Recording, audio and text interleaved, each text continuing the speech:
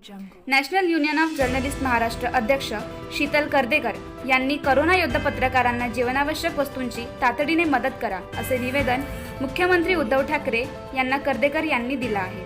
शासन त्यावर तातडीने लक्ष घालेल असा विश्वास कर्देकर यांनी यावेळी व्यक्त केला आहे. ब्युरो रिपोर्ट, सिंधू प्रभात, मुंबई.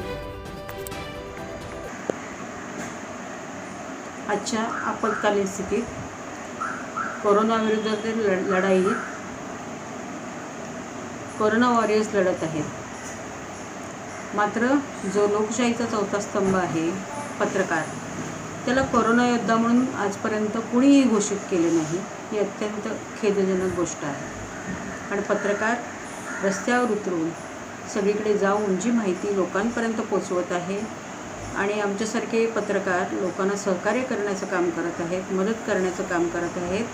अशा लोकांना, अशा पत्रकारांना त्यांची वाईट परिस्थिती असताना सरकारने मदत करणं ही त्यांची जबाबदारी आहे. त्यामुळे आम्ही आवाहन केलं होतं की पत्रकारांना कोरोना योद्धा म्हणून विम्याचं संरक्षण द्यायला पाहिजे, त्याबरोबर आर्थिक पॅकेज दिलं पाहिजे. आणि हा लोकशाहीचा चौथा स्तंभ वाचायचा असेल तर माध्यमं बळकट व्हायला पाहिजे. आणि म्हणून लोकशाहीचा चौथा स्तंभाचा जो पाया आहे पत्रकार, त्याला सर्वप्रथम आजच्या कठीण परिस्थितीत जीवनावश्यक वस्तूंची मदत केली पाहिजे, धनधान्य मिळालं पाहिजे, आरोग्यविषयक सुविधा मिळाल्या पाहिजेत. हे सगळं काम सरकारने करायचं. याचं निवेदन आम्ही महाराष्ट्र सरकारला पहिलंही दिलं होतं. पण परिस्थिती इतकी कठीण आहे की त्या परिस्थितीमध्ये आमच्याकडे लक्ष द्यायला त्यांना वेळ नसेल.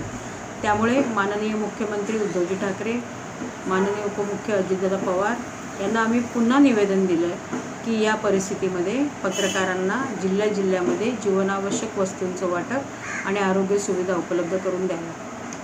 विमा तुम्ही द्याल तेव्हा द्यालच, आणि पुढच्या काळामध्ये जे खरे पत्रकार आहेत त्यांची नोंदणी करून त्यांना सहायता मिळेल अशी अपेक्षा करतो. आणि औद्योगिक क्षेत्र म्हणून वृत्तपत्र आणि वृत्तवाहिन्या आणि इतर माध्यमांना आपण आर्थिक पॅकेज द्याल. त्यावेळेला आमची एक मागणी आहे की जे माध्यमं, जे पत्रकार मालक पत्रकारांना काढतायत, त्यांची आधीच्या तारखेच्या सह्या करून राजीनामे घेत आहेत, दबाव आणत आहेत, पगार कापतायत, अनेक प्रकारे त्रास देत आहेत, अशा मालकांना, अशा माध्यम मीडिया संस्थांना अजिबात आर्थिक सहाय्य करू नये.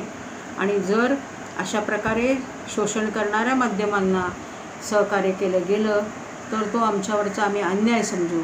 आणि आम्हाला असं पहिलं वाटतं की सरकारने आम्हाला तातडीने जीवनावश्यक वस्तूंची पुरवठा करायला पाहिजे आणि आम्हाला सहकार्य केलं पाहिजे. आणि जर असं केलं तर अनेक पत्रकारांना आधार मिळेल. काहींच्या घरामध्ये तर चूलही पेटत नाही. त्यांना मदत करण्याचं काम आम्ही NUJMच्या माध्यमातून करतो. आणि मला वाटतं आमच्या कामाला आणखीन बळ देण्याचं काम महाराष्ट्र सरकार करेल. जय हिंद, जय महाराष्ट्र.